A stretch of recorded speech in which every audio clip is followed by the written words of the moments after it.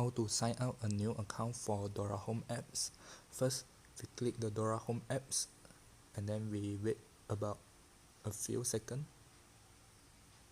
Then we click sign up and then key in our own email, like example just oin001@outlook.com, and then tick the I have read and agree user service statement and privacy statement, and then click get verification code.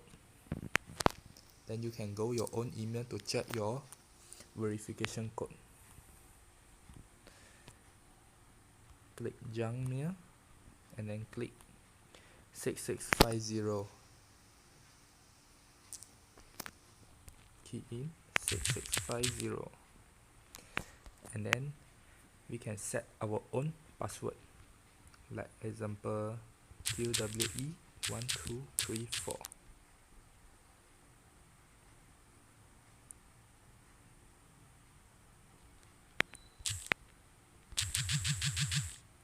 Sorry, because this is the invalid passcode format, so we need to key in the new one, like example QPMZ1234, and then click yes.